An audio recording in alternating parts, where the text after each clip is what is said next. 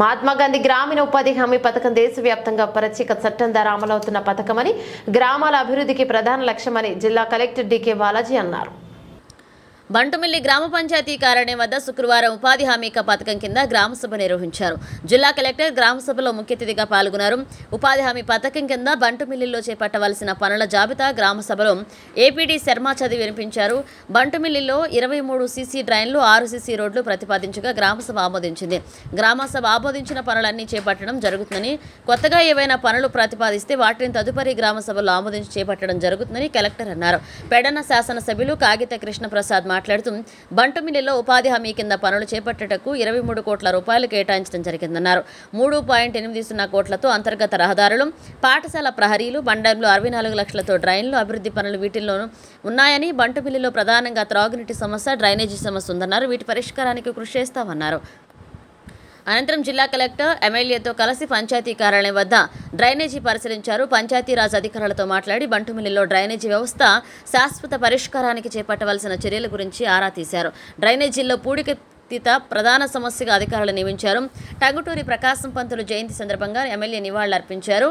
తొలుత collector, MLA Tanguturi Prakasam Pantulu జయంతి సందర్భంగా ప్రకాశం పంతులు చిత్రపటానికి పూలమాలలు వేసి ఘనంగా నివాళులర్పించారు.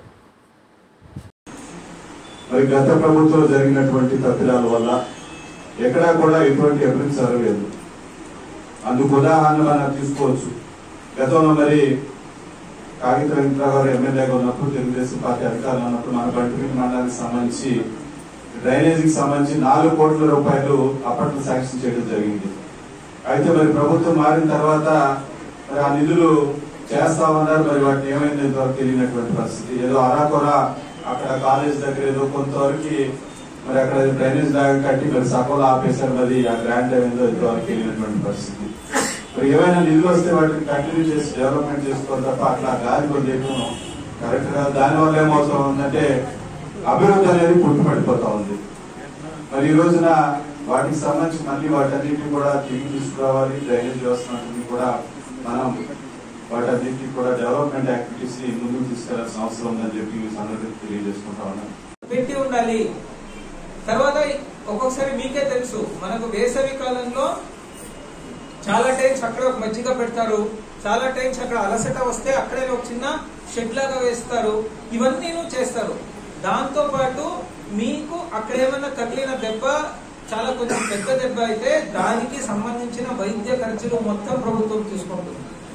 అక్కడ పని చేసేటప్పుడు పొరపాటున ఏమైనా ఎవరికైనా ప్రమాదం జరిగి వాళ్ళు చనిపోతే వాళ్ళకి 50,000 ఇస్తుంది ప్రభుత్వం.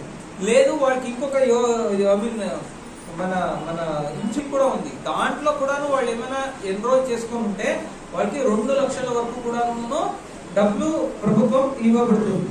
సో అది ప్రధానమంత్రి సురక్ష బీమా యోజన. సో ఇలాగా చాలా ఆలోచించి ప్రవేశపెట్టిన పథకం ఇది. సో దానివల్ల ఈ పథకం ఉద్దేశం ఏమేమి మీకు ఆల్రెడీ అర్థమై ఉంటుంది.